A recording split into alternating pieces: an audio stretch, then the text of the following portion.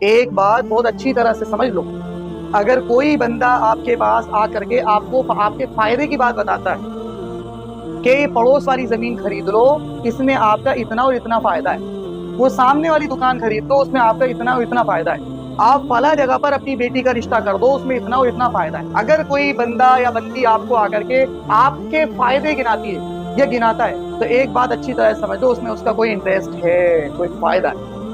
سمجھ رہے ہیں؟ علماء کو بیوقوف سمجھتے ہیں لوگ، ایڈوکیٹ تو کچھ زیادہ ہی اپنے آپ میں اوور اسمارٹ سمجھتے ہیں، وہ سمجھ رہے ہو علماء بیوقوف ہے، گلو ہے گلو، جیسے مطلب ٹائیں ٹائیں فش نہیں ہوتی ہے، بالکل پاگل باولے، یہ یعنی 8 سال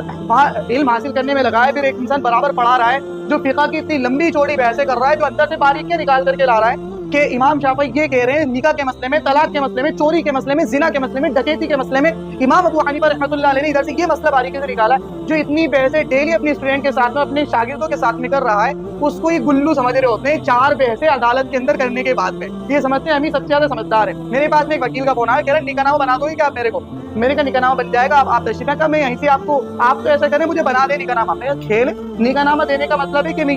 یہ ثابت کر رہا ہوں، اس بات کا ثبوت آپ کو دے رہا ہوں کہ آپ کے میں نے نکاح پڑھایا، پاگل سمجھ رکھا ہے۔ کہا میں وکیل بول رہا ہوں، بھائی 10 آتے ہیں تمہارے جیسے وکیل، یار تم اپنے آپ میں زیادہ سمجھدار سمجھتے ہو، تو یہ جو ہے نا یہ نشہ ہے اپنے آپ میں زیادہ سمجھدار سمجھنے کا۔ وہ تو کہتے ہیں کہ بھی سامنے بیٹھے تو نشہ اترے، اور ہمارا دل بھی کرتا ہے کہ بھی سامنے بیٹھے تاکہ ہم بتائیں کہ ہم کتنے بڑے بیوقوف اور آپ کتنے بڑے جینیس، سمجھ رہے ہیں بات کو؟ تو لیکن ساتھ میں یہ بات کہوں جو شروع میں نے بات کہی، اگر آپ کے فائدے کی بات کوئی ایسا عالم جو متقی وہ کرتا ہے تو ہاں اس کی نظر میں صرف آخرت مطلوب ہوتی ہے، اللہ کو راضی کرنا مقصد ہوتا ہے، تو واقعی وہ آپ کے فائدے کی بات بغیر کسی آپ سے مطلب کہ وہ اللہ کو راضی کرنے کے لیے کر رہا ہوگا، ورنہ دنیا بھی غرض کی نہیں، کوئی بھی آپ کے فائدے اگر آپ کو آ کے گنا رہا ہے تو پھر سمجھ جاؤ کہ اس میں اس کا کوئی فائدہ ہے۔